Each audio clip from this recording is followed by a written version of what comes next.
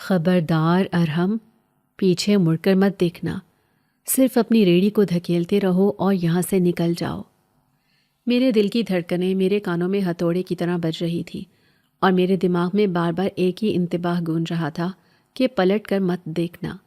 مگر انسان کی فطرت بھی عجیب ہے، جس چیز سے منع کیا جائے اسی کی طرف کھینچا چلا جاتا ہے۔ رات کے 2 بج رہے تھے اور شہر کا یہ ویران پارک اس وقت کسی قبرستان سے بھی زیادہ خوفناک لگ رہا تھا۔ ہوا کے جھکر چل رہے تھے جن کی سرسراہٹ سوکھے پتوں پر ایسے محسوس ہو رہی تھی جیسے ہزاروں سانپ زمین پر رینگ رہے ہوں۔ میں اپنی پرانی زنگ آلود ریڑھی کو پوری طاقت سے دھکیل رہا تھا، جس کے پہیے اس خاموشی میں ایک ایسی چرچراہٹ پیدا کر رہے تھے جو میرے اپنے اعصاب کو توڑ رہی تھی۔ یہ آواز اس سناٹے میں کسی گناہ کی طرح گونج رہی تھی۔ مجھے محسوس ہو رہا تھا کہ اندھیرے میں ڈوبے ہوئے درختوں کے پیچھے سے کوئی مجھے دیکھ رہا ہے، کوئی ایسی نادیدہ آنکھ جو میری ہر حرکت کا پیچھا کر رہی ہے، اور وہ نظر کسی انسان کی نہیں ہو سکتی، کیونکہ اس وقت اس پارک میں میرے اور آوارہ کتوں کے علاوہ کوئی ذی روح موجود نہیں تھا۔ مگر وہ احساس اتنا شدید تھا کہ میری گردن کے پچھلے حصے پر موجود بال کھڑے ہو گئے تھے۔ کون ہے وہاں؟ میں نے کانپتی ہوئی آواز میں پکارا، مگر میری آواز میرے حلق میں ہی گھٹ کر رہ گئی۔ جواب میں صرف ہوا کا ایک تیز بگولا میرے قریب سے گزرا اور سامنے کھڑے اس قدیم جامن کے درخت کے پتے زور سے ہلنے لگے، حالانکہ باقی پورا پارک ساکت تھا۔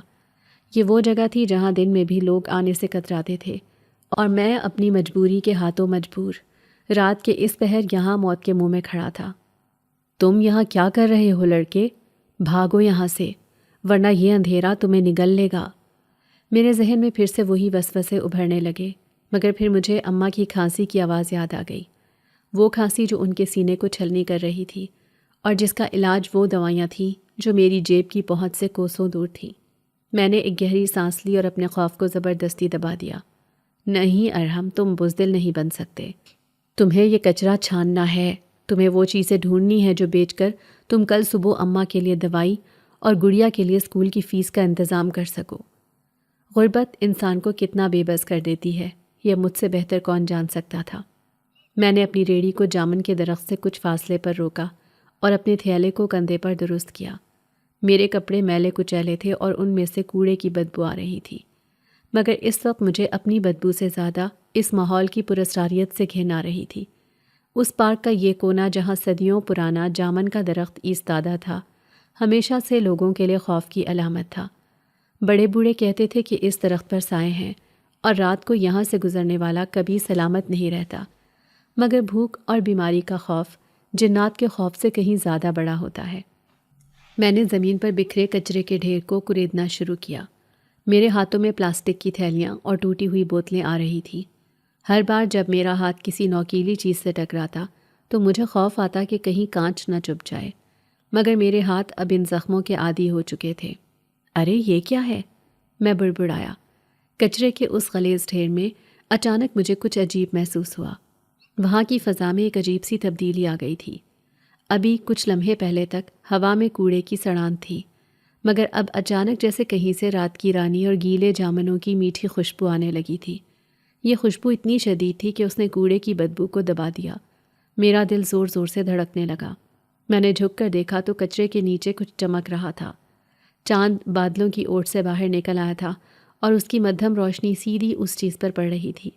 میں نے کپکپاتے ہاتھوں سے کچرے کو ہٹایا۔ وہ ایک پازیب تھی، چاندی کی نفیس اور چمکدار پازیب۔ میں حیران رہ گیا، یہ یہاں اس گندگی میں کیا کر رہی ہے؟ یہ اتنی صاف شفاف تھی جیسے ابھی کسی نے اسے پالش کر کے یہاں رکھا ہو۔ اس پر مٹی کا ایک ذرہ بھی نہیں تھا۔ میں نے اسے اٹھایا تو وہ برف کی طرح ٹھنڈی تھی۔ اسے چھوتے ہی میرے پورے جسم میں ایک سنسنی دوڑ گئی۔ یہ تو چاندی کی لگ رہی ہے، اصلی چاندی کی۔ میرا دماغ تیزی سے کام کرنے لگا۔ اگر میں اسے سونار کے پاس لے جاؤں تو شاید اتنے پیسے مل جائیں کہ اماں کا پورا مہینہ سکون سے گزر جائے۔ شاید گڑیا کے لیے نئے جوتے بھی آ جائیں۔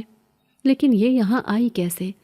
کیا کوئی امیر عورت یہاں آئی تھی اور اس کی پازیب گر گئی، یا پھر یہ چوری کا مال ہے؟ سوالات میرے ذہن میں الجھ رہے تھے، مگر میری مٹھی اس پازیب پر سخت ہو گئی۔ چوری ہو یا گری ہوئی ہو، مجھے اس سے کیا؟ میری ضرورت بڑی ہے یا میری ایمانداری؟ میں خود سے جنگ لڑ رہا تھا۔ اچانک ہوا بالکل تھم گئی۔ وہ سرسراہٹ جو پتوں میں ہو رہی تھی ایک دم رک گئی۔ پارک میں موت کا سا سکوت چھا گیا، حتیٰ کہ دور سڑک سے گزرنے والی گاڑیوں کی آواز بھی آنا بند ہو گئی۔ ایسا لگا جیسے وقت رک گیا ہو اور پوری دنیا میں صرف میں اور یہ منحوس درخت باقی رہ گئے ہوں۔ پھر وہ آواز آئی، کھن کھن، ایک میٹھی سریلی اور دل دہلا دینے والی ہنسی۔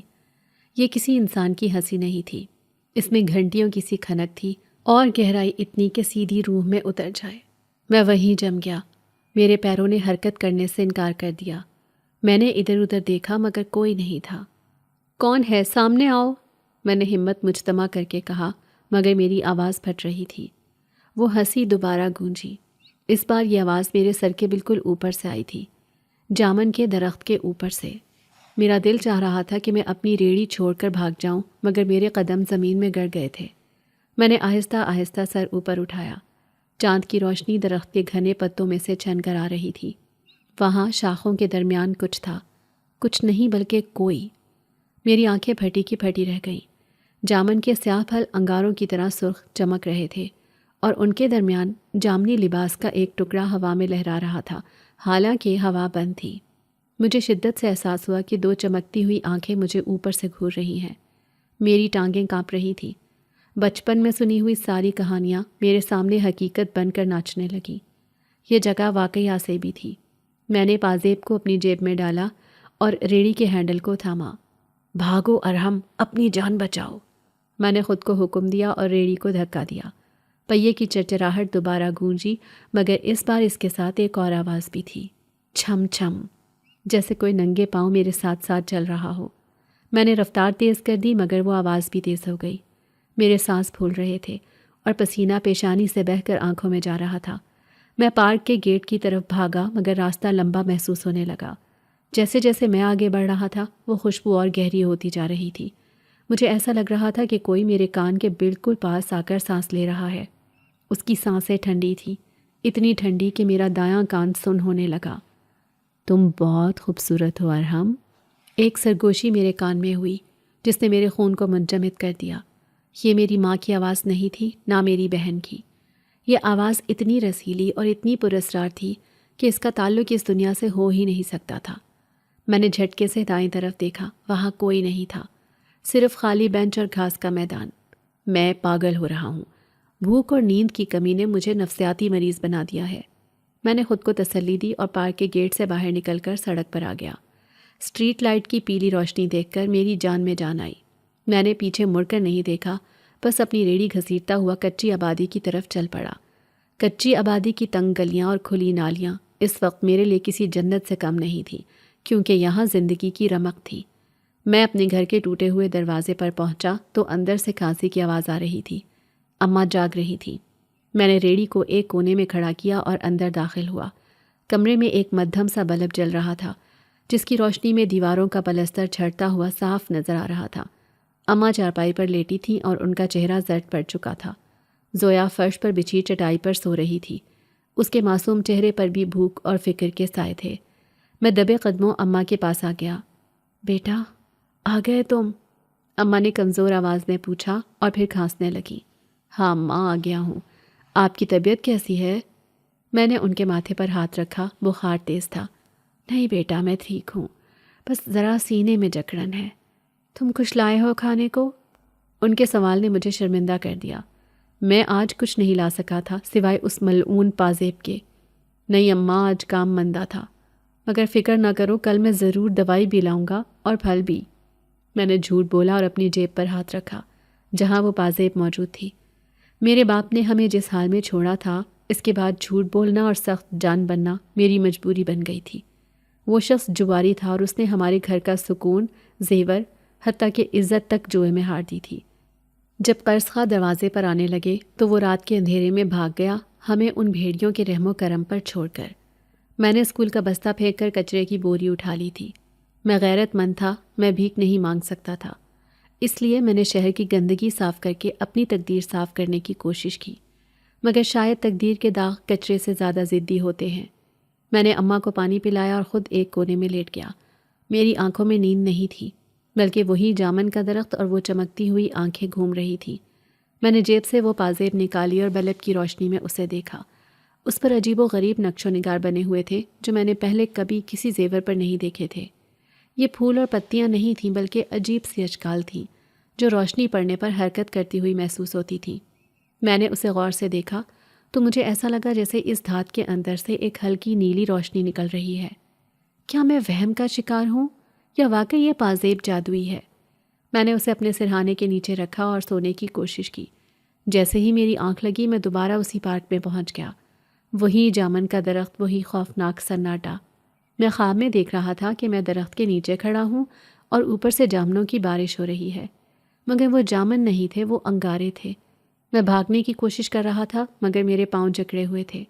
پھر وہی ہنسی گونجی، ارحم تم میرے ہو، تم میرے ہو، تم باقی انسانوں جیسے نہیں ہو۔ میں چیخ کر اٹھ بیٹھا، میرا پورا جسم پسینے میں شرابور تھا۔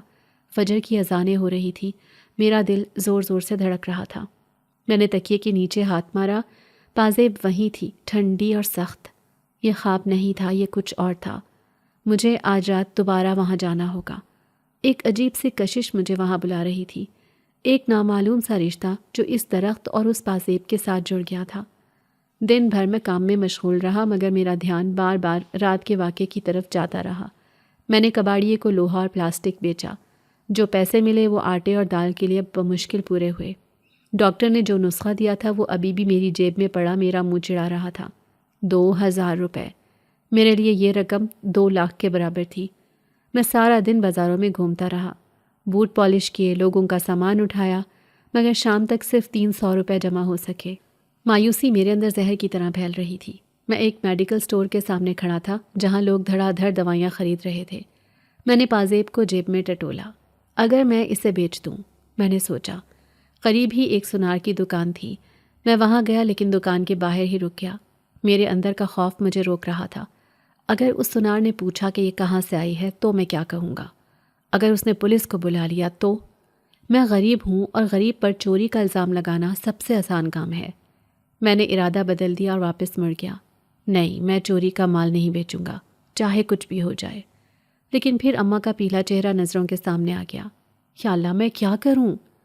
سورج غروب ہو چکا تھا اور رات اپنی سیاہ چادر پھیلا رہی تھی۔ میں نے فیصلہ کیا کہ میں آج رات پھر اسی پارک میں جاؤں گا۔ شاید مجھے وہاں کچھ اور مل جائے، شاید کوئی اور قیمتی چیز، یا شاید میں صرف اس آواز کا پیچھا کرنا چاہتا تھا جو مجھے بلا رہی تھی۔ میں اپنی ریڑھی لے کر نکل پڑا۔ شہر کی روشنیاں آہستہ آہستہ مدھم ہوتی جا رہی تھی اور میں ویرانی کی طرف بڑھ رہا تھا۔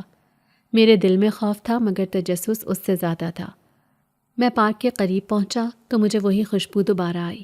آج یہ خوشبو کل سے بھی زیادہ تیز تھی۔ میں گیٹ سے اندر داخل ہوا۔ پارک بالکل ویسا ہی تھا، ویران اور ڈراؤنا۔ میں سیدھا جامن کے درخت کی طرف گیا۔ آج وہاں کا منظر کچھ اور ہی تھا۔ درخت کے نیچے زمین پر تازہ جامن گرے پڑے تھے، حالانکہ یہ جامن کا موسم نہیں تھا۔ میں حیرت سے آگے بڑھا۔ میں نے ایک جامن اٹھایا تو وہ بالکل تازہ اور رسیلا تھا۔ میں نے اوپر دیکھا، درخت بالکل خاموش تھا۔ میں نے ہمت کر کے کہا، تم جو بھی ہو سامنے آؤ، مجھے تم سے ڈر نہیں لگتا۔ میری آواز گونجی اور درختوں سے ٹکرا کر واپس آ گئی۔ کچھ لمحوں تک خاموشی رہی، پھر وہی ہنسی سنائی دی، مگر اس بار اس میں طنز نہیں تھا بلکہ ایک عجیب سی ملائمت تھی۔ یہ تمہارے لیے ہی تھی ارحم؟ آواز اتنی قریب سے آئی کہ میں اچھل پڑا۔ میں نے پلٹ کر دیکھا، درخت کے تنے کے ساتھ ایک سایہ ہل رہا تھا۔ آہستہ آہستہ وہ سایہ واضح ہونے لگا۔ چاند بادلوں سے نکلا اور میری آنکھیں خیرہ ہو گئیں۔ وہاں ایک لڑکی کھڑی تھی، یا شاید وہ ہوا میں تیر رہی تھی۔ اس کے پاؤں زمین سے کچھ انچ اوپر تھے۔ اس کا لباس جامن کے گہرے جامنی رنگ کا تھا جو ریشم سے بھی زیادہ ملائم لگ رہا تھا۔ اس کے بال کمر تک لہرا رہے تھے اور اتنے سیاہ تھے کہ رات بھی شرما جائے۔ اس کا رنگ چاندنی جیسا سفید تھا اور آنکھیں بڑی بڑی اور گہری نیلی تھیں۔ اتنی خوبصورت مخلوق میں نے زندگی میں کبھی نہیں دیکھی تھی۔ وہ انسان نہیں لگ رہی تھی۔ اس کے پورے وجود سے ایک نورانی سی روشنی نکل رہی تھی۔ وہ مسکرا رہی تھی اور اس کی مسکراہٹ میں ہزاروں گھنٹیاں بج رہی تھیں۔ کون ہو تم؟ میرے منہ سے بمشکل نکلا۔ میرا گلا خشک ہو گیا تھا۔ میں نے پازیب تمہیں دی تھی، تم نے اسے بیچا کیوں نہیں؟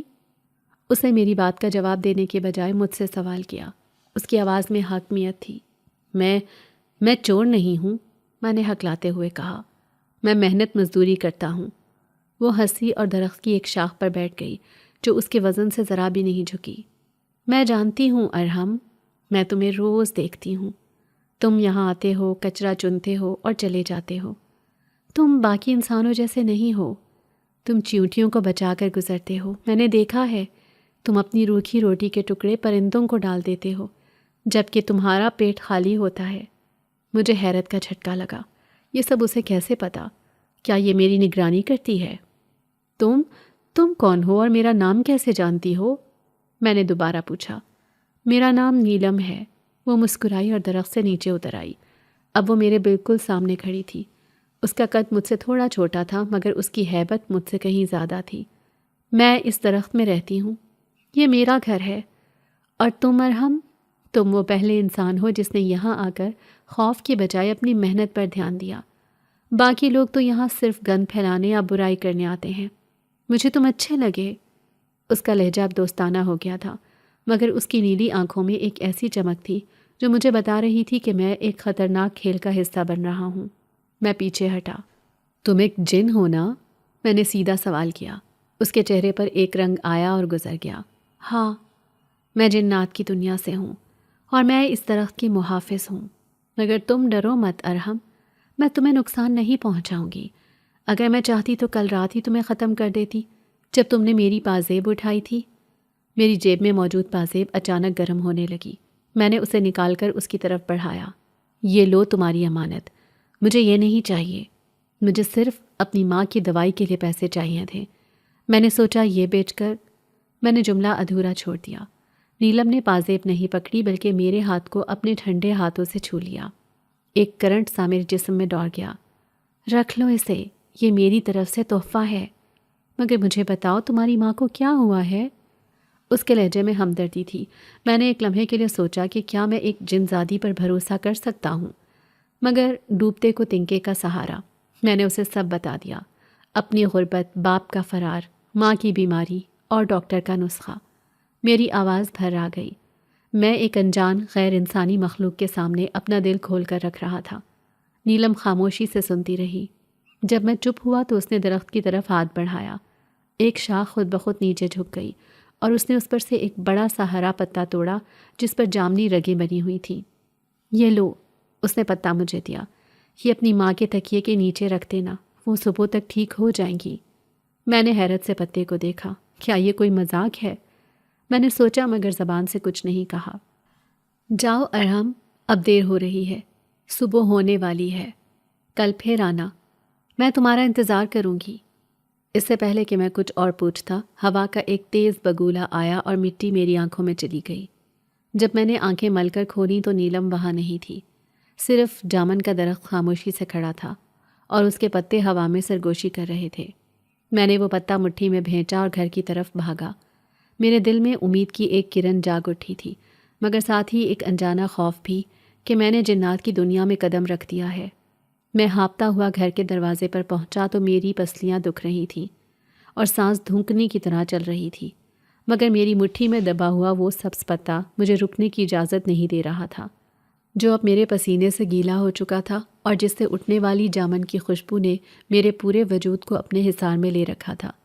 میں نے کانپتے ہاتھوں سے کنڈی کھولی اور سیدھا اماں کی چارپائی کی طرف لپکا، جہاں وہ ابھی بھی بخار کی شدت سے تپ رہی تھی اور ان کی سانس اکھڑ رہی تھی۔ کمرے میں پھیلی ہوئی اداسی اور بیماری کی بو کو اس پتے کی مہک نے پل بھر میں دبا دیا۔ میں نے ڈرتے ڈرتے اماں کا سر اٹھایا اور وہ پتا احتیاط سے ان کے میلے تکیے کے نیچے سرکا دیا۔ میرا دل اب بھی شک اور یقین کی کیفیت میں جھول رہا تھا کہ کیا واقعی ایک درخت کا پتا وہ کرشمہ کر سکتا ہے جو مہنگی دوائیاں نہ کر سکیں، یا میں کسی دیوانگی کا شکار ہو کر اپنی ماں کی زندگی سے کھیل رہا ہوں۔ میں وہیں فرش پر ان کے پیروں کے پاس بیٹھ گیا اور اپنی تھکی ہوئی آنکھوں سے ان کے چہرے کو تکنے لگا۔ رات کا آخری پہر گزر رہا تھا، باہر مرغوں کی اذانیں شروع ہو چکی تھیں۔ نہ جانے کب میری آنکھ لگ گئی اور میں وہیں بیٹھے بیٹھے سو گیا۔ جب میری آنکھ کھلی تو سورج کی تیز روشنی کمرے کے اندر آ رہی تھی اور میرے کانوں میں ایک ایسی آواز آئی جس نے مجھے جھٹکے سے بیدار کر دیا۔ وہ آواز اماں کی تھی جو کسی تکلیف یا کھانسی کے بغیر گنگنا رہی تھی۔ میں ہڑبڑا کر اٹھا اور صحن کی طرف بھاگا تو وہاں کا منظر دیکھ کر میرے قدم زمین میں گڑ گئے۔ اماں جو پچھلے کئی مہینوں سے بستر سے اٹھنے کے قابل نہیں تھیں، وہ صحن میں بچھی چارپائی پر بیٹھی زویا کے بالوں میں کنگھی کر رہی تھیں، اور ان کے چہرے پر بیماری کا نام و نشان بھی نہیں تھا، بلکہ ایک عجیب سی تازگی اور سرخی تھی، جیسے انہوں نے کبھی بیماری دیکھی ہی نہ ہو۔ ارحم بیٹا تم اٹھ گئے؟ دیکھو آج مجھے کتنا ہلکا محسوس ہو رہا ہے، ایسا لگ رہا ہے جیسے برسوں پرانا بوجھ سینے سے اتر گیا ہو۔ اماں نے مجھے دیکھتے ہی مسکرا کر کہا۔ میں بھاگ کر ان کے گلے لگ گیا اور میری آنکھوں سے بے اختیار آنسو بہنے لگے۔ مجھے یقین ہو گیا تھا کہ وہ لڑکی کوئی عام مخلوق نہیں تھی، وہ واقعی ایک جن زادی تھی جس کے پاس شفا تھی۔ میں نے چپکے سے وہ پتہ تکیے کے نیچے سے نکالا جو اب بالکل خشک ہو کر راکھ بن چکا تھا، جیسے اس نے اپنی ساری زندگی اماں کے وجود میں منتقل کر دی ہو۔ اس دن میں کام پر نہیں گیا بلکہ سارا دن اماں اور زویا کے ساتھ گزارا، لیکن میرا ذہن بار بار اسی پارک اور اسی جامن کے درخت کی طرف بھٹک رہا تھا، کیونکہ اب میں اس نیلم نامی جن زادی کا مقروض ہو چکا تھا۔ شام ہوتے ہی میں نے اپنی ریڑھی سے ایک سرخ اور چمکدار سیب اٹھایا جو میں نے کل ہی خریدا تھا، اور اسے صاف کر کے اپنی جیب میں رکھا۔ جیسے ہی رات کا اندھیرا گہرا ہوا، میں اپنے گھر سے نکلا اور سیدھا اس ویران پارک کی طرف چل پڑا۔ آج میرے قدموں میں خوف نہیں تھا، بلکہ ایک عجیب سی عقیدت اور کشش تھی جو مجھے اس درخت کی طرف کھینچ رہی تھی۔ جب میں وہاں پہنچا تو وہ پہلے سے موجود تھی۔ وہ درخت کی سب سے نچلی شاخ پر بیٹھی اپنے ننگے پاؤں ہوا میں جھلا رہی تھی، اور اس کا جامنی لباس اندھیرے میں ہلکا ہلکا چمک رہا تھا۔ تم آ گئے ارحم؟ مجھے پتا تھا تم ضرور آؤ گے۔ اس کی آواز میں وہی مدھر کھنک تھی جو سیدھی دل میں اتر جاتی تھی۔ میں نے جھک کر سلام کیا اور اپنی جیب سے وہ سیب نکال کر اس کی طرف بڑھایا۔ یہ آپ کے لیے ہے، میں نے لرزتی ہوئی آواز میں کہا۔ میرے پاس دینے کو کچھ نہیں ہے، بس یہ ایک سیب ہے، اور ڈھیر سارا شکریہ، کیونکہ میری ماں اب بالکل ٹھیک ہے۔ نیلم نے درخت سے چھلانگ لگائی اور روئی کے گالے کی طرح زمین پر اتری۔ اس نے سیب میرے ہاتھ سے لیا اور اسے سونگھا۔ انسانوں کے تحفے بہت عجیب ہوتے ہیں، مگر ان میں محبت کی خوشبو ہوتی ہے، اس نے مسکرا کر کہا اور سیب کو دانتوں سے کٹ لگایا۔ اس رات ہم دیر تک باتیں کرتے رہے، اور یہ سلسلہ پھر روز کا معمول بن گیا۔ میں ہر رات وہاں جاتا اور وہ مجھے اپنی دنیا کے قصے سناتی۔ وہ بتاتی کہ کیسے جنات ہوا میں اڑتے ہیں، کیسے وہ صدیوں تک زندہ رہتے ہیں، اور کیسے ان کے بادشاہ کوہ کاف کے پہاڑوں میں اپنے محلوں میں رہتے ہیں۔ میں اسے اپنی دنیا کی چھوٹی چھوٹی باتیں بتاتا، اپنی غربت، اپنی محرومیاں اور لوگوں کی بے حسی کے قصے۔ ہمارے درمیان ایک عجیب سا رشتہ قائم ہو گیا تھا، جو دوستی سے بڑھ کر کچھ اور تھا، شاید محبت یا شاید ایک انمٹ تعلق۔ ایک رات نیلم نے مجھے ایک پرانا سکہ دیا جو سونے کا لگ رہا تھا۔ اسے بیچ دو ارحم، اور کوئی چھوٹا موٹا کاروبار شروع کر لو، یہ کچرا چننا تمہیں زیب نہیں دیتا۔ میں نے انکار کرنا چاہا، مگر اس کی نیلی آنکھوں میں ایک ایسا حکم تھا جسے میں ٹال نہیں سکتا تھا۔ اگلے ہی دن میں نے وہ سکہ شہر کے سب سے بڑے سنار کو دکھایا تو اس کی آنکھیں پھٹی کی پھٹی رہ گئیں۔ وہ سکہ مغلوں کے دور کا کوئی نایاب ٹکڑا تھا جس کی قیمت میری سوچ سے بھی زیادہ تھی۔ اسے ایک سکے نے میری زندگی کا نقشہ بدل کر رکھ دیا۔ میں نے کچرا چننا چھوڑ دیا اور محلے کے بازار میں ایک چھوٹی سی کریانے کی دکان کھول لی۔ اب میرے گھر میں راشن کی کمی نہیں تھی، میری بہن اسکول جانے لگی تھی، اور اماں کا علاج بہترین ڈاکٹروں سے ہو رہا تھا۔ میرے حالات اتنی تیزی سے بدلے کہ محلے کے لوگ حیران رہ گئے۔ وہ لوگ جو کل تک مجھے حقارت سے دیکھتے تھے، اب مجھے عزت سے ارحم بھائی کہنے لگے تھے۔ مگر ہر روشنی کے پیچھے ایک سایہ ضرور ہوتا ہے، اور میری خوشیوں کے پیچھے بھی ایک سایہ منڈلا رہا تھا جس کا نام جاگو تھا۔ جاگو ہمارے محلے کا سب سے بڑا بدماش اور نشئی تھا، جو اپنی غنڈہ گردی اور بھتہ خوری کے لیے مشہور تھا۔ وہ میری اچانک ترقی اور بدلتے ہوئے حالات کو شک کی نگاہ سے دیکھ رہا تھا۔ اسے یقین نہیں آ رہا تھا کہ ایک کچرا چننے والا لڑکا راتوں رات اتنا امیر کیسے ہو سکتا ہے۔ اس کے دماغ میں یہ بات بیٹھ گئی تھی کہ میں نے ضرور کوئی ڈکیتی کی ہے، یا میں کسی بڑے غیر قانونی دھندے میں ملوث ہوں۔ اس کی حاسد نظریں میرا پیچھا کرنے لگیں، اور وہ موقع کی تلاش میں رہنے لگا کہ میری حقیقت جان سکے۔ ایک رات جب میں حسب معمول دکان بند کر کے پارک کی طرف جا رہا تھا تو مجھے محسوس ہوا کہ کوئی میرے پیچھے آ رہا ہے۔ میں نے مڑ کر دیکھا تو گلی سنسان تھی، مگر میرے دل میں خطرے کی گھنٹی بج اٹھی تھی۔ میں نے راستہ بدلنے کی کوشش کی تاکہ اگر کوئی پیچھا کر رہا ہے تو وہ بھٹک جائے، مگر جاگو بھی کچی گولیاں نہیں کھیلا ہوا تھا۔ وہ سائے کی طرح میرے تعاقب میں تھا۔ میں پارک کے پچھلے ٹوٹے ہوئے گیٹ سے اندر داخل ہوا اور گھنے درختوں کی آڑ لے کر جامن کے درخت تک پہنچ گیا۔ نیلم وہاں میرا انتظار کر رہی تھی۔ آج وہ بہت خوش لگ رہی تھی اور اس نے ہوا میں معلق ہو کر میرا استقبال کیا۔ ارحم، آج میں تمہیں اپنی دنیا کی سیر کرانے کا سوچ رہی ہوں، کیا تم تیار ہو؟ اس نے ہنستے ہوئے کہا۔ میں اس کی باتوں میں ایسا مگن تھا کہ مجھے خبر ہی نہ ہوئی کہ جاگو پارک کی جھاڑیوں میں چھپ کر سب کچھ دیکھ رہا ہے۔ جاگو نے جب مجھے اکیلے ہوا میں باتیں کرتے دیکھا تو پہلے تو اسے لگا کہ میں پاگل ہو گیا ہوں اور خود کلامی کر رہا ہوں، مگر پھر اس کی نظر اس چیز پر پڑی جس نے اس کے خون کو خشک کر دیا۔ جاگو نے دیکھا کہ میرے سامنے ہوا میں ایک لڑکی معلق ہے، جس کے پاؤں زمین پر نہیں ہیں اور جس کے وجود سے نیلی روشنی پھوٹ رہی ہے۔ اس نے اپنی زندگی میں بہت سے جرم کیے تھے، بہت سی لڑائیاں لڑی تھیں، مگر ایسا خوفناک اور ماورائی منظر اس نے کبھی نہیں دیکھا تھا۔ جب نیلم نے ہوا میں گھومتے ہوئے ایک زوردار قہقہا لگایا تو درخت کے سارے پتے ایک ساتھ بجنے لگے اور پارک کا درجہ حرارت اچانک گر گیا۔ جاگو کا جسم خوف سے لرزنے لگا، اس کا سانس حلق میں اٹک گیا اور اس کے ہاتھ سے وہ چاقو گر گیا جو وہ مجھے ڈرانے کے لیے لایا تھا۔ چاقو گرنے کی آواز سن کر میں اور نیلم دونوں چونک گئے۔ نیلم کی آنکھوں میں ایک لمحے کے لیے سرخ انگارے دہکے اور اس نے جھاڑیوں کی طرف دیکھا۔ کون ہے وہاں؟ اس کی آواز میں اب وہ مٹھاس نہیں تھی، بلکہ ایک ایسی گرج تھی جس سے زمین دہل جائے۔ جاگو نے جیسے ہی نیلم کا غضبناک چہرہ دیکھا، اس کی ہمت جواب دے گئی اور وہ چیخ مار کر وہاں سے بھاگا جیسے موت اس کے تعاقب میں ہو۔ وہ گرتا پڑتا پارک سے باہر نکلا اور اس کا ذہن صرف ایک بات سوچ رہا تھا کہ یہ لڑکا انسان نہیں بلکہ کسی بلا کا ساتھی ہے۔ جاگو کے بھاگتے ہی پارک میں دوبارہ سے وہی سناٹا چھا گیا، مگر اس بار اس خاموشی میں سکون نہیں بلکہ ایک وحشت تھی۔ میرے دل کی دھڑکن ابھی تک بے ترتیب تھی اور نظریں اس راستے پر جمی ہوئی تھیں جہاں سے جاگو غائب ہوا تھا۔ میں نے گھبرا کر نیلم کی طرف دیکھا، اس کے چہرے پر بھی تشویش کے سائے لہراتے ہوئے محسوس ہوئے۔ اس کی وہ شوخ اور چنچل مسکراہٹ غائب ہو چکی تھی اور نیلی آنکھوں میں ایک گہرا سمندر ٹھاٹھے مار رہا تھا۔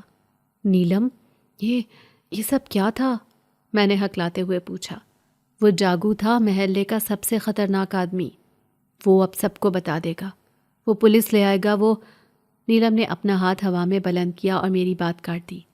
وہ پولیس کے پاس نہیں جائے گا ارحم۔ انسان جب خوفزدہ ہوتا ہے یا لالچی ہوتا ہے تو وہ قانون کا سہارا نہیں لیتا، وہ تاریکی کا سہارا لیتا ہے۔ کیا مطلب؟ میں ایک قدم آگے بڑھا۔ نیلم نے ایک گہری سانس لی جس سے فضا میں پھر سے گیلے جامنوں کی خوشبو پھیل گئی، مگر اس بار اس خوشبو میں جلنے کی سی بو شامل تھی۔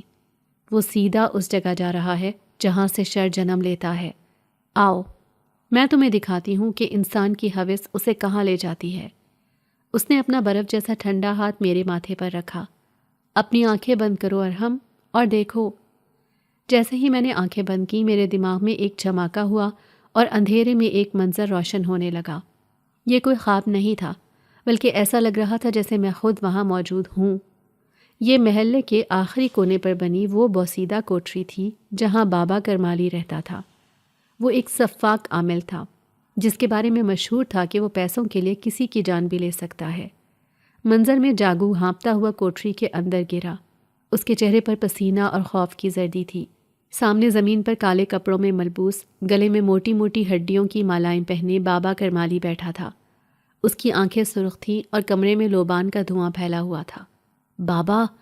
بابا غضب ہو گیا، بچا لو مجھے، وہ چڑیل ہے، وہ بلا ہے۔ جاگو نے زمین پر رینگتے ہوئے بابا کے قدم پکڑے۔ اس کی آواز خوف سے پھٹ رہی تھی۔ بابا کرمالی نے حقے کا ایک لمبا کش لیا اور خونی آنکھوں سے جاگو کو دیکھا۔ کون سی بلا میرے ہوتے ہوئے تجھے ڈرا رہی ہے جاگو؟ کیوں میری عبادت میں خلل ڈال رہا ہے تو؟ وہ ارحم، وہ کچرا چننے والا؟ جاگو کا سانس پھول رہا تھا۔ میں نے دیکھا بابا، وہ پارک میں اکیلا نہیں تھا، وہاں ایک لڑکی تھی۔ نہیں، وہ لڑکی نہیں تھی، وہ ہوا میں اڑ رہی تھی، اس کے پاؤں زمین پر نہیں تھے، اس کے جسم سے روشنی نکل رہی تھی، وہ جنات کی بیٹی تھی بابا۔ بابا کرمالی کا ہاتھ رک گیا۔ اس نے جھک کر جاگو کا گریبان پکڑا اور اسے اپنے چہرے کے قریب کیا۔ کیا بکواس کر رہا ہے؟ نشے میں ہے کیا؟ نہیں بابا، قسم لے لو۔ جاگو کی آنکھیں باہر ابل رہی تھی۔ جامن کا درخت، وہی پرانا منحوس درخت، وہ وہیں رہتی ہے، میں نے اپنی آنکھوں سے دیکھا ہے۔ اس نے مجھے دیکھا تو اس کی آنکھیں انگاروں جیسی ہو گئیں۔ ارحم اس سے باتیں کر رہا تھا، وہ ہنس رہی تھی۔ ارحم کی دولت، اس کی ماں کی صحت، یہ سب اسی کا کیا دھرا ہے۔ اس لڑکے نے کسی جنزادی کو قابو کر لیا ہے۔ بابا کرمالی نے جاگو کو جھٹکے سے چھوڑا۔ اس کے چہرے پر اب غصہ نہیں بلکہ عجیب سی بھیانک چمک تھی۔ وہ ہنسا، ایک ایسی مکروہ ہنسی جس سے میرے رونگٹے کھڑے ہو گئے۔ جنزادی، اور وہ بھی شاہی نسل کی۔ اگر وہ اڑ رہی تھی اور روشنی بکھیر رہی تھی تو وہ کوئی معمولی جن نہیں ہے جاگو۔ بابا کرمالی نے زبان اپنے ہونٹوں پر پھیری جیسے اسے کوئی لذیذ شکار نظر آ گیا ہو۔ یہ تو خزانہ ہے، خزانہ۔ اگر ہم اسے پکڑ لیں تو سوچ تیرے پاس کیا کچھ ہوگا، دولت، سونا، طاقت۔ ہم بادشاہ بن جائیں گے جاگو، بادشاہ۔ لیکن بابا وہ خطرناک ہے۔ جاگو ابھی بھی کانپ رہا تھا۔ اس نے مجھے مارنے کی کوشش کی۔ خطرناک تو شیر بھی ہوتا ہے مگر سرکس میں ناچتا ہے نا؟ بابا کرمالی نے ایک زنگ آلود خنجر اٹھایا اور اسے آگ کی لو پر گرم کرنے لگا۔ میرے پاس وہ علم ہے جو جنات کو بھی غلام بنا لے، بس مجھے وہ وقت چاہیے جب اس کی طاقت کمزور ہو۔ ارحم جیسے معمولی لڑکے نے اسے قابو کیا ہوا ہے تو میں تو پھر علم والا ہوں۔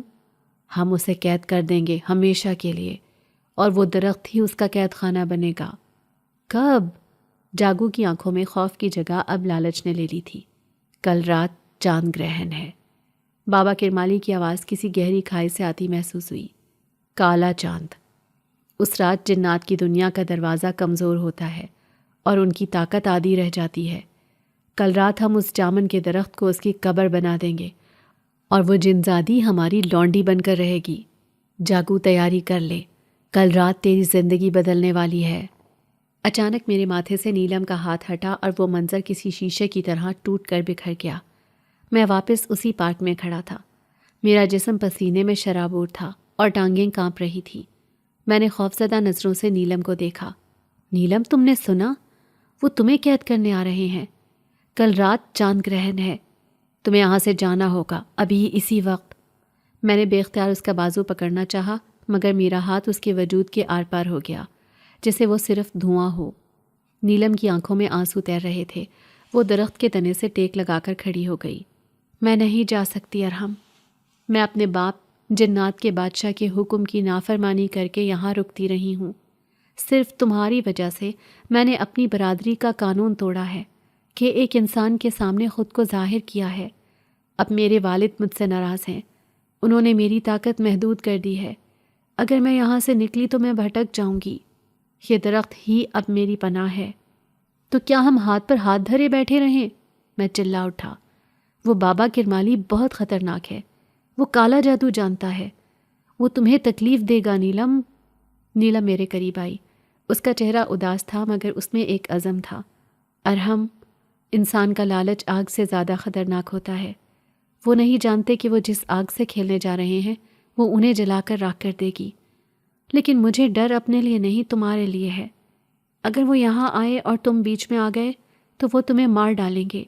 مجھے اپنی جان کی پرواہ نہیں ہے، میں نے مضبوط لہجے میں کہا۔ تم نے میری ماں کو نئی زندگی دی، تم نے مجھے اس کچرے سے اٹھا کر عزت دی ہے۔ میں تمہیں ان گدھوں کا شکار نہیں بننے دوں گا۔ میں کل رات یہی ہوں گا، اسی درخت کے پاس۔ دیکھتا ہوں کون تمہیں ہاتھ لگاتا ہے۔ نہیں ارحم، نیلم کی آواز میں سختی آ گئی۔ تم کل رات یہاں نہیں آؤ گے، وعدہ کرو مجھ سے۔ یہ جنات اور انسانوں کے درمیان جنگ ہوگی، تم اس میں پس جاؤ گے۔ میرے والد شاید مجھے بچا لے لیکن وہ تمہیں نہیں بچائیں گے۔ میں وعدہ نہیں کر سکتا، میں نے ضد سے کہا۔ تم میری دوست ہو اور ارحم اپنی دوستی کو نبھانا جانتا ہے۔ نیلم نے کچھ کہنا چاہا مگر اچانک درخت کے پتے زور زور سے ہلنے لگے اور دور سے کتوں کے رونے کی آوازیں آنے لگیں۔ نیلم کا چہرہ زرد پڑ گیا۔ وہ آ رہے ہیں۔ نہیں، وہ کل آئیں گے لیکن ان کی نیتوں کی سیاہی ابھی سے فضا میں زہر گھول رہی ہے۔ ارحم، جاؤ یہاں سے فوراً، اور یاد رکھنا کل رات چاند گرہن کے وقت اگر تم یہاں آئے تو شاید ہم دونوں کا انجام بہت برا ہو۔ اس نے ایک جھونکے کی طرح خود کو ہوا میں تحلیل کر لیا اور غائب ہو گئی۔ میں اکیلا کھڑا رہ گیا، لیکن میرے کانوں میں بابا کرمالی کی وہ منحوس ہنسی اور نیلم کی گھبرائی ہوئی آواز گونج رہی تھی۔ کل رات قیامت کی رات ہونے والی تھی اور میں جانتا تھا کہ میں گھر پر نہیں بیٹھ سکتا۔ چاہے جان چلی جائے، میں اپنی محسن کو اس جادو کے حوالے نہیں کر سکتا تھا۔ میں نے مٹھی بھینچی اور اندھیرے میں گھر کی طرف قدم بڑھا دیے۔ اگلا دن مجھ پر قیامت بن کر گزرا، کیونکہ سورج کی روشنی بھی میلی لگ رہی تھی اور ہوا میں ایک عجیب سی حبس تھی، جیسے قدرت بھی آج رات ہونے والے تماشے پر رنجیدہ ہو۔ میں سارا دن دکان پر بیٹھا رہا، مگر میرا ذہن کہیں اور تھا، جہاں گاہک آتے رہے، باتیں کرتے رہے، مگر مجھے کچھ سنائی نہیں دے رہا تھا۔ میری آنکھوں کے سامنے بار بار نیلم کا اداس چہرہ اور بابا کرمالی کا خونی خنجر آ رہا تھا۔ ماں نے کئی بار پوچھا کہ ارحم بیٹا کیا بات ہے، تم پریشان لگ رہے ہو، مگر میں انہیں کیا بتاتا کہ آج رات ان کا بیٹا انسانوں اور جنات کی جنگ میں کودنے والا ہے۔ مغرب کے بعد آسمان پر سیاہی پھیلنے لگی اور چاند معمول سے ہٹ کر زرد اور بیمار نظر آنے لگا، اور یہ وہ منحوس کھڑی تھی جس کا ذکر بابا کرمالی نے کیا تھا۔ میں نے گھر میں جھوٹ بولا کہ میں دکان کا حساب کرنے جا رہا ہوں اور اپنی پرانی زنگالود سائیکل اٹھا کر پارک کی طرف نکل پڑا، کیونکہ میں ان شیطانوں سے پہلے وہاں پہنچنا چاہتا تھا تاکہ کوئی ایسی جگہ ڈھونڈ سکوں جہاں سے میں ان پر نظر رکھ سکوں اور وقت آنے پر نیلم کو بچا سکوں۔ پارک آج ویران نہیں تھا، بلکہ وہاں کی فضا میں خوف ناچ رہا تھا۔ پرندے خاموش تھے اور جامن کا درخت آج بالکل ساکت کھڑا تھا، جیسے اپنی موت کا انتظار کر رہا ہو۔ میں درخت کے پیچھے بنی ہوئی گھنی جھاڑیوں میں چھپ گیا، جہاں سے مجھے سب کچھ صاف نظر آ رہا تھا۔ میرے پاس کوئی ہتھیار نہیں تھا سوائے میری ہمت اور اس جنون کے جو نیلم کی محبت نے میرے اندر بھر دیا تھا۔ ابھی مجھے چھپے ہوئے کچھ ہی دیر گزری تھی کہ پارک کے ٹوٹے ہوئے گیٹ سے دو سائے اندر داخل ہوئے، اور آگے آگے جاگو تھا، جس کے ہاتھ میں ایک بڑی سی مشل اور کچھ سامان تھا۔ اس کے پیچھے بابا کرمالی چل رہا تھا، جس کی چال میں ایک مغرور درندے جیسی ہنکار تھی۔ وہ سیدھے جامن کے درخت کے نیچے آ کر رکے۔ بابا کرمالی نے زمین پر ایک بڑا سا دائرہ کھینچا اور اس کے چاروں طرف عجیب و غریب ہڈیاں اور پتلے رکھ دیے۔ جاگو نے کانپتی ہوئی آواز میں پوچھا، بابا کیا وہ آئے گی؟ مجھے تو بہت ڈر لگ رہا ہے، کہیں وہ ہم دونوں کو کچا نہ چبا جائے۔ اس پر بابا کرمالی نے ایک زوردار قہقہا لگایا۔ اس نے کہا، اے بے وقوف، آج چاند گرہن ہے، آج ان کی طاقت چیونٹی کے برابر رہ جاتی ہے۔ تو بس دیکھتا جا، آج میں کیسے اس شہزادی کو اپنے پیروں میں گراتا ہوں، اور پھر ہم دنیا پر راج کریں گے۔ جیسے ہی چاند پر گرہن کا سایہ پڑنا شروع ہوا اور روشنی مدھم ہوئی، بابا کرمالی نے اونچی آواز میں کچھ عجیب منتر پڑھنا شروع کر دیے۔ اس کی آواز اتنی کری تھی کہ میرے کانوں میں سوئیاں چبھنے لگیں۔ پھر اچانک ہوا کا ایک جھکڑ چلا اور درخت کے پتے پاگلوں کی طرح ہلنے لگے۔ درخت کے تنے سے ایک چیخ کی آواز آئی جو نیلم کی تھی۔ میرا دل اچھل کر حلق میں آ گیا۔ میں نے دیکھا کہ نیلم کا ہیولا درخت سے الگ ہونے کی کوشش کر رہا ہے، مگر جیسے وہ کسی نظر نہ آنے والی زنجیر میں جکڑی گئی ہو۔ نیلم تکلیف سے چلا رہی تھی کہ مجھے چھوڑ دو، میں نے تمہارا کیا بگاڑا ہے؟ خدا کے لیے مجھے مت ستاؤ، میرے باپ تمہیں چھوڑیں گے نہیں۔ مگر بابا کرمالی کا جنون اور بڑھ گیا۔ اس نے جاگو کو حکم دیا کہ آگ کو تیز کر دے اور لوبان کی دھونی دے تاکہ اس کا دم گھٹے اور یہ ہار مان لے۔ جاگو نے مشل کو مزید قریب کیا تو نیلم کی چیخیں آسمان کو چیرنے لگیں اور اس کا خوبصورت چہرہ دھوئیں کی وجہ سے دھندلا گیا تھا۔ اس کی نیلی آنکھوں سے خون کے آنسو بہہ رہے تھے۔ بابا کرمالی چلا رہا تھا، مان جا، میری غلامی قبول کر لے، ورنہ آج میں تجھے اسی درخت کے ساتھ جلا کر راکھ کر دوں گا اور تیرا نام و نشان مٹ جائے گا۔ نیلم نے روتے ہوئے کہا، میں مر جاؤں گی مگر تمہاری غلامی نہیں کروں گی، تم انسان نہیں شیطان ہو۔ ارحم، ارحم مجھے بچا لو۔ نیلم کی وہ دل خراش چیخ میرے لیے سورہ اسرافیل ثابت ہوئی، جس نے میرے رگو پے میں بجلی بھر دی، اور میں نے بنا ایک لمحہ ضائع کیے جھاڑیوں سے چھلانگ لگا دی۔ میں پوری طاقت سے چیخا، رک جاؤ شیطانوں، ورنہ میں تمہیں زندہ نہیں چھوڑوں گا۔ اس پر جاگو اچھل کر دور جا گرا۔ خوف کے مارے اس کے ہاتھ سے وہ جلتی ہوئی مشل چھوٹ گئی، مگر بابا کرمالی جو اپنے کالے عمل کے نشے میں دھت تھا، اس نے پلٹ کر مجھے خونی آنکھوں سے دیکھا اور گرجا، اے حقیر کیڑے، تو بیچ میں مت آ، ورنہ تجھے بھی بھسم کر دوں گا۔ لیکن اب میرے سر پر تو خون سوار تھا، مجھے اپنی جان کی کوئی پرواہ نہیں تھی۔ میں نے ہوا میں لہرا کر اپنا ہاتھ پوری قوت سے گھمایا اور وہ بھاری پتھر جو میں نے اٹھا رکھا تھا سیدھا اس دائرے کے بیچ میں دے مارا جہاں وہ منحوس ہڈیوں کا ڈھانچہ اور وہ خاص تعویذ رکھا تھا جس میں نیلم کی جان قید کی جا رہی تھی۔ پتھر کا نشانہ بالکل ٹھیک بیٹھا اور وہ سیدھا جا کر اس مٹی کی ہانڈی سے ٹکرایا جس میں وہ تعویذ جل رہا تھا۔ پتھر لگتے ہی وہ ہانڈی چکنا چور ہو گئی اور تعویذ اچھل کر جاگو کی گری ہوئی مشل کی آگ میں جا گرا۔ اگلے ہی لمحے ایک ایسا زوردار اور ہیبت ناک دھماکہ ہوا جیسے آسمان پھٹ پڑا ہو اور زمین لرز اٹھی ہو۔ جاگو اور اس کے چیلے تنکوں کی طرح ہوا میں اڑ کر دور اندھیرے میں جا گرے۔ بابا کرمالی بھی لڑکھڑا کر پیچھے کو گرا اور اس کے منہ سے خون کا فوارہ چھوٹ پڑا۔ تعویذ جلتے ہی نیلم کے گرد بنا ہوا وہ نادیدہ حصار ٹوٹ گیا۔ وہ آزاد ہو کر نیچے گری مگر اس کا وجود ابھی بھی دھوئیں اور زخموں سے نڈھال تھا۔ وہ بمشکل سانس لے رہی تھی کیونکہ کالے جادو نے اس کی روح کو جھلسا کر رکھ دیا تھا۔ بابا کرمالی نے جب دیکھا کہ اس کا برسوں کا علم اور محنت خاک میں مل گئی ہے اور وہ شکار جو اس کی مٹھی میں تھا نکل گیا ہے تو وہ پاگلوں کی طرح چیخنے لگا۔ اس کی آنکھوں میں وحشت اتر آئی۔ اس نے لڑکھڑاتے ہوئے اپنی کمر سے ایک زہر میں بجھا ہوا خنجر نکالا اور پوری قوت سے میری طرف پھینکا تاکہ میرا قصہ تمام کر سکے، کیونکہ میں ہی اس کی ناکامی کی وجہ بنا تھا اور وہ مجھے زندہ نہیں دیکھنا چاہتا تھا۔ خنجر ہوا کو چیر کر تیرتا ہوا میری طرف آیا اور میں اپنی جگہ ساکت ہو گیا کہ موت اب یقینی ہے، مگر اسی لمحے ایک جامنی سایہ بجلی کی تیزی سے میرے سامنے آ گیا۔ وہ خنجر سیدھا نیلم کے بازو میں پیوست ہو گیا۔ وہ مجھے بچانے کے لیے ڈھال بن گئی تھی۔ نیلم کے منہ سے ایک ہلکی سی آہ نکلی اور اس کے زخم سے سرخ کے بجائے چمکدار نیلا خون بہنے لگا۔ اس نے زمین پر گرتے ہی مٹی کو چمکا دیا۔ میں دیوانہ وار اس کی طرف لپکا اور اسے تھام لیا، جبکہ بابا کرمالی اپنے ہی عمل کے الٹے اثر کی وجہ سے زمین پر تڑپنے لگا اور بے ہوش ہو گیا، کیونکہ جنات کا انتقام بہت برا ہوتا ہے۔ نیلم کا سر میری گود میں تھا اور اس کا چہرہ چاندنی میں سفید پڑ رہا تھا، مگر اس کی آنکھوں میں ایک عجیب سا سکون تھا۔ اس نے اپنی نیلی آنکھیں کھولیں جن میں اب درد کے ساتھ ساتھ ایک عجیب سی چمک تھی، اور اس نے اپنی کمزور اور لرزتی ہوئی آواز میں کہا، ارحم، تم نے مجھے بچا لیا، تم نے اپنی جان خطرے میں ڈال دی، مگر اب اس دنیا میں میرا رہنا ممکن نہیں ہے، کیونکہ میرے والد مجھے لینے آ رہے ہیں۔ انسانوں کی دنیا کا دروازہ میرے لیے ہمیشہ کے لیے بند ہو رہا ہے۔ میں نے قانون توڑا ہے اور اب مجھے واپس اپنی قید میں جانا ہوگا۔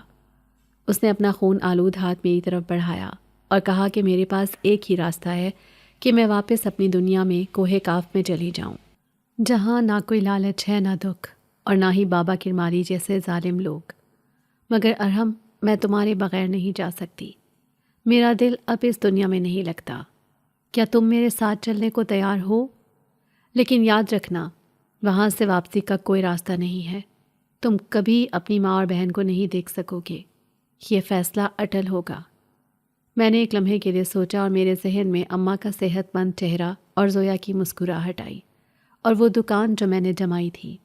میں جانتا تھا کہ میں ان کا مستقبل محفوظ کر چکا ہوں۔ دکان چل رہی ہے اور گھر میں سکون ہے، اور ہمارے پاس اتنے پیسے جمع ہو چکے ہیں کہ وہ باقی کی زندگی عزت سے گزار سکیں گی۔ اب انہیں میری نہیں بلکہ ان وسائل کی ضرورت تھی جو میں چھوڑ کر جا رہا تھا، لیکن نیلم کو میری ضرورت تھی، اور سچ تو یہ تھا کہ مجھے بھی نیلم کی ضرورت تھی، کیونکہ اس کے بغیر یہ دنیا میرے لیے پھر سے وہی کچرے کا ڈھیر بن جاتی۔ میں نے اس کی گہری نیلی آنکھوں میں دیکھا جہاں میری پوری کائنات آباد تھی، اور مسکرا کر اس کا وہ بازو تھام لیا جس سے نیلا لہو بہہ رہا تھا۔ میں نے کہا، مجھے تمہاری دنیا منظور ہے نیلم، جہاں تم ہو وہیں میری جنت ہے۔ میں نے اس دنیا کو اور اس دنیا کے لوگوں کو دیکھ لیا ہے۔ یہاں محبت سے زیادہ حوث کی پوجا ہوتی ہے۔ مجھے لے چلو اپنی دنیا میں۔ جیسے ہی میں نے اس کا ہاتھ تھاما، فضا میں ایک تیز روشنی ہوئی اور جامن کے درخت نے ہمیں اپنی شاخوں کے حصار میں لے لیا۔ آسمان سے ایک ستون کی صورت میں نور اترا جس نے ہمیں اپنی لپیٹ میں لے لیا۔ زمین اور آسمان ایک ہو گئے اور پھر سب کچھ خاموش ہو گیا۔ جب اگلی صبح جاگو اور بابا کرمالی ہوش میں آئے تو وہاں راکھ کے ڈھیر اور جلے ہوئے تعویذ کے سوا کچھ نہیں تھا، مگر ایک چیز عجیب تھی۔ وہ سوکھا اور ویران جامن کا درخت اب سرسبز ہو چکا تھا۔ اس پر ہزاروں تازہ اور رسیلے جامن لٹک رہے تھے جو ہوا میں جھوم رہے تھے۔ میں اور نیلم وہاں سے ایسے غائب ہوئے جیسے کبھی ہمارا وجود تھا ہی نہیں۔ بابا کرمالی پاگل ہو گیا اور جاگو نے خوف سے بولنا چھوڑ دیا۔ آج بھی اس شہر کے لوگ قسم کھا کر کہتے ہیں کہ اس پارک کے جامن دنیا کے سب سے میٹھے جامن ہیں، اور چاندنی راتوں میں جب ہوا چلتی ہے تو درخت کے پتوں سے کھنکھناتی ہوئی ہنسی اور دو لوگوں کی سرگوشیوں کی آواز آتی ہے، جیسے کوئی جنزادی اپنے انسانی محبوب کو اپنی دنیا کے قصے سنا رہی ہو۔ میں نے کچرے کے ڈھیر سے اٹھ کر ستاروں سے آگے کی دنیا چن لی تھی اور ایک جنزادی کا شہزادہ بن گیا تھا۔ یہی میرا مقدر تھا جو اس چاندی کی پازیب کے ساتھ لکھا گیا تھا۔